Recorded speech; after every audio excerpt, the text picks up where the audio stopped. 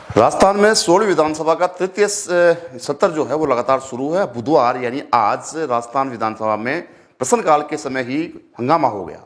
हंगामा किस बात पे हुआ कि मारवाड़ जंक्शन के पूर्व जो एमएलए थे, विधायक थे खुशवीर सिंह जोजावर, उनको लेकर हंगामा हुआ। वर्तमान जो एमएलए हैं बीजेपी से केसरराम चौधरी, उन्होंने आरोप लगाया है कि उन्होंने 240 बीघा जमीन खुद कर ली और बिना किसी तथ्यों के। हाल फिलहाल खैर मेरे साथ तो खुद वो पूर्व विधायक जो हैं खुशवीर सिंह वो मेरे साथ मौजूद है। मैं उनसे बात कर लेता हूँ, पूरी चर्चा कर लेते हैं कि क्या विशेष मुद्दा रहा, क्या जो उन पर आरोप लगे हैं उनमें कितनी सच्चाई है, क्या वो कहना चाहेंगे। खुशवीर जी, आप पे आरोप लगे हैं विधानसभा शुरू सत्र होते ही प्रश्नकाल में ही केसरराम चौधरी ने आप पे आरोप लगा दिए 240 बीघा जमीन को खुद करने का, क्या कहेंगे आप इस पर? ये मात्र राजनीति चमकाने का मामला है। ये आज का मामला नहीं है। ये जब देश आज़ाद हुआ उसके बाद में कानून बना था और उस कानून के अंतर्गत जो उस वक्त जो जागीरदार थे, रियासतें थी और जागीरदार थे, उनको राजस्थान विधानसभा में कानून के तहत उनकी निजी संपत्ति और उनकी खातेदारी ये अलग अलग थी। तो उसके तहत दो तरह की उस वक्त ज़मीन होती थी जागीरदारों के। एक जिसमें जागीरदार के नाम से ज़मीन होती थी, उस ज़मीन के उनका नाम पहले अंकित होता था, फला व्यक्ति के नाम से जागीरदार, फिर उसके जागीर का नाम अंकित होता था। वो तो होती थी उनकी निजी संपत्ति। और एक होती थी कि जागीरदार फला गांव, तो उसमें होता था वो जागीरदार उस ज़मीन का कस्टोडियन के रूप में काम करते थे। वो सरकारी ज़मीन होती थी, पब्लिक की ज़मीन होती थी, और वो उसमें उनका अधिकार नहीं होता था। वो पब्लिक की ज़मीन थी, सरकार की थी, और सरकारी वो कस्टोडियन के रूप में, उसका संरक्षक के रूप में काम करते थे। ये जो आज मुद्दा उठा 240 बीघा अंजी की ढाणी ग्राम राजेश्वर गांव के ऊपर, हमारे माननीय विधायक साहब ने जो ये मुद्दा उठाया है, ये राजनीति द्वेषता से है।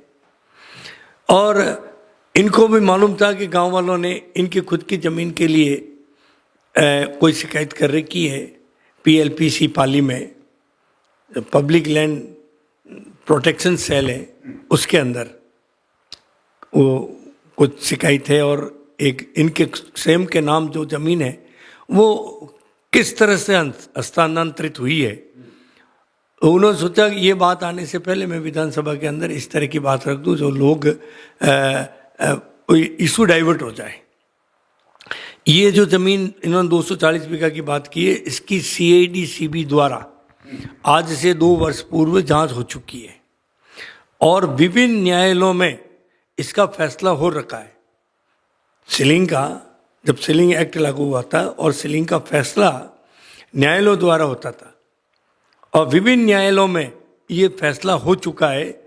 मेरे पिता के नाम वो भूतपूर्व जागीरदार थे, तो अब उनको तो मैं मिटा नहीं सकता हूँ, थे, उनका पुत्र हूँ और गर्व है मुझे कि मैं भूतपूर्व जागीरदार का पुत्र हूँ।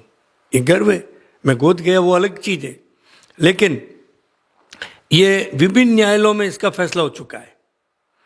दूसरी बात जो इन्होंने ये कही थी कि 2 मृत्यु प्रमाण पत्र के आधार पे इन्होंने वसीयत पे जमीन कर्नाटक से, बेंगलोर से मंगवाया है 94 में, और 95 यानी 1995 में जोजावर जो वहाँ पे है वहीं से जारी होना बताया। तो मैं आपको कहना चाहता हूँ इसकी भी CID-CB में जांच हो गई, और जांच में जो सरकारी दस्तावेज है वो काम आएंगे। ये अपनी फाइल में 50 तरह के सर्टिफिकेट झूठे बना के, गलत बना के और टेबल करते रहे। विधानसभा में आज का मैं टेबल करता हूँ, कर दो टेबल। आप अपनी तरफ से 50 तरह के आप सर्टिफिकेट बना के पेश कर सकते हो, कौन रोक सकता है? आपका अधिकार है। लेकिन कानून में तो वही चीज होगी, जो सरकारी दस्तावेज होंगे वो काम आएगा। तो सरकारी जो दस्तावेज है उसके अंदर जो सर्टिफिकेट है वो एक ही सर्टिफिकेट, और वो बेंगलोर से जारी हो रखा वो सर्टिफिकेट, उसी के आधार पे वसीयत पे जमीन हस्तांतरित हुई, नियमों के तहत हुई है, कानून के तहत हुई है। बिना नियम और बिना कानून कभी जमीन का हस्तांतरण नहीं होता है। इनको पूछो सेम की जमीन आपने किस आधार पर हस्तांतरित करवाई? आप रहने वाले धनला गांव के और मारवाड़ जंक्शन में जाके किसी के पास खेती कर दी, और उन व्यक्ति का गुजर जाना, वो वहाँ नहीं रहना, अजमेर रहना, और वहाँ गुजर जाना उनका, और उसके बाद में वो ज़मीन आपने अपने नाम हस्तांतरित कैसे करवाई? बता दो, आप इसका जवाब दे दो कि क्या आपने रजिस्ट्री के जरिए करवाई? वो जाति के दूसरी, आप जाति के दूसरे, हक तर्क भी नहीं हो सकता है, परिवार में ब्लड रिलेशन होता है, हक तर्क हो सकता है, तो वो आपने कैसे करवा ली जमीन? मैं ये प्रश्न पूछना चाहता हूं। और मेरी जो हुई है नियम और कानून के तहत हुई है, सीएडीसीबी में जांच हुई है और जांच में एफआईआर लगी है, और नियमों के तहत और विभिन्न न्यायालयों के निर्णय के आधार पे सीलिंग के तहत जो मेरे पिताजी की जो उक्त जमीन का जो ये ब्यौरा दे रहे हैं, निर्णय हो चुके हैं, और उस निर्णय के आधार पर वो मेरे अकेले की नहीं, 20 लोगों की और क्या वो जमीन है। एक सवाल यहाँ पे ये भी खड़ा किया है कि जो पटवारी का रिकॉर्ड बोल रहा है जमीन आवंटन का और खुर्द करने का, उसमें कोई नियम नहीं लगे हुए हैं। ये अपने मन से कुछ भी कह दें, जो नियम है कानून के तहत ही जमीन का हस्तांतरित होगा।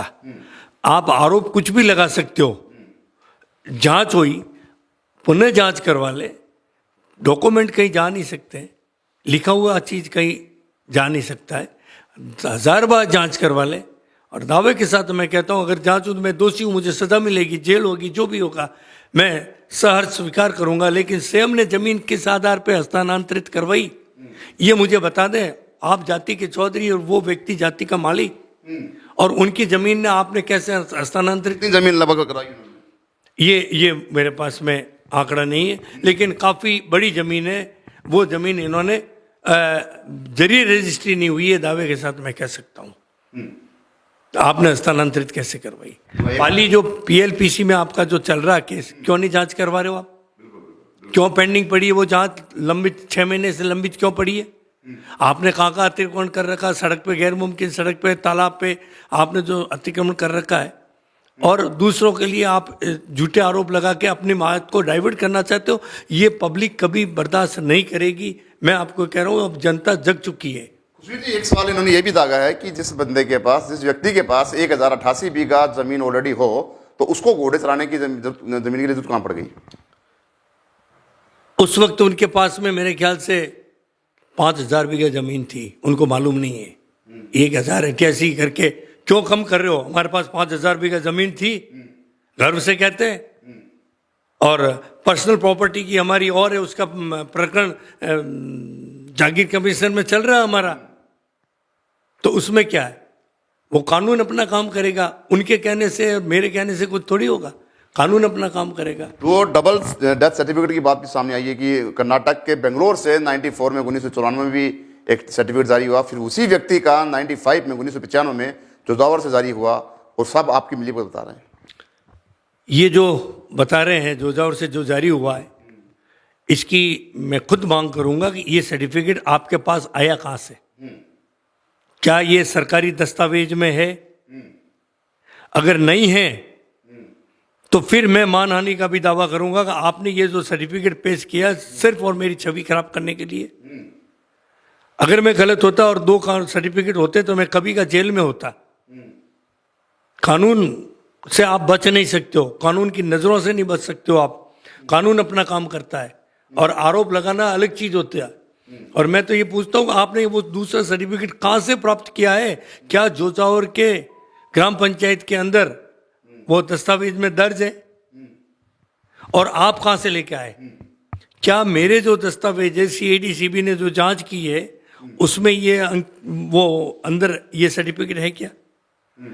वो एक ही सर्टिफिकेट है जो बेंगलोर से जारी हुआ है, वो सर्टिफिकेट है, और उसी के आधार पे ये हस्तांतरित हुई है उक्त भूमि।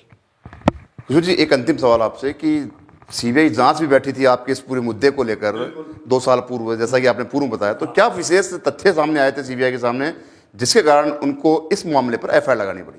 इन्होंने एक मुकदमा दर्ज करवाया था किसी से मिलकर मेरे विरुद्ध में कि साहब ये गलत तथ्यों के आधार, जो आज बात कही इसी आधार पे उन्होंने वो मुकदमा दर्ज कराया था।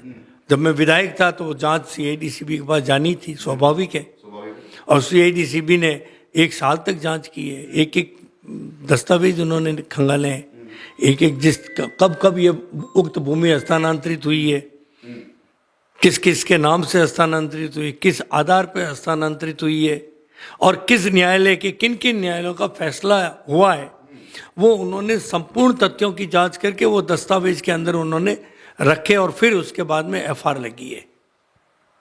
इस पूरे मामले को लेकर आप अंतिम में एक शॉर्ट में क्या कहेंगे आप? ये सिर्फ और सिर्फ बौखलाहट है वर्तमान विधायक साहब की।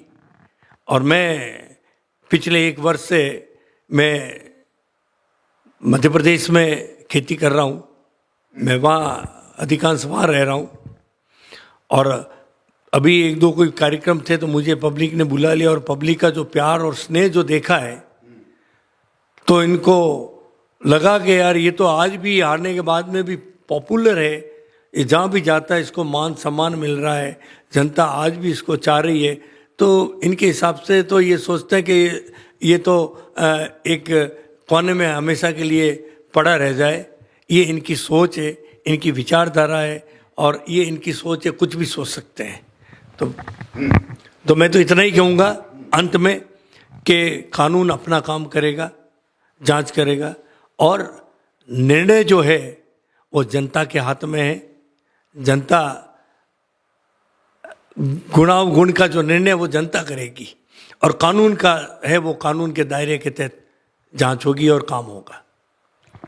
देखिए, ये मेरे साथ खुशबीर सिंह जोजावर जो पूर्व मारवाड़ जंक्शन के तहसील है वहाँ के विधायक रहे हैं। इन्होंने साफ कहा है जो आरोप है, जो हंगामा सदन में इनकी औरण को जमीन को लेकर हुआ 240 बीघा को लेकर, वो पूरे आरोप निराधार है। इन्होंने ये भी बताया है कि इनके पिता केसरी सिंह गिरदावर थे, जागीरदार थे, और जागीरदार उनके व्यक्तिगत निजी रूप से उनकी ज़मीन जो उनके नाम आवंटित थी उन्हीं को लेकर इन्होंने हंगामा किया है। और हंगामे करके अब जो हुआ है सुबह विधानसभा में आज बुधवार को, उनको आरोप जो लगे हैं उनको सबको निराधार बताते हुए, बल्कि उन्होंने केसाराम चौधरी वर्तमान विधायक है उन्हीं पे जमीन खुर्द करने और अतिक्रमण करने और अपने विधायक का नाजायज फायदा उठाते हुए जमीनों पर आग जमाने, कब्जा करने के जैसे आरोप लगा दिए हैं।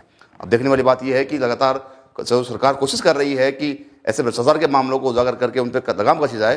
तो अब दोनों विधायक आमने सामने हैं, पूर्व विधायक जो जोधावर मेरे साथ बैठे हैं, खुशबीर सिंह भी वो भी, और वर्तमान जो केसाराम चौधरी वर्तमान विधायक है, उन्होंने जो आरोप लगाया वो भी आमने सामने एक दूसरे पर आरोप लग रहे हैं। सहयोगी कैमरा पर्सन रवि के साथ संदीप अग्रवाल, कोड़ा न्यूज़, जयपुर।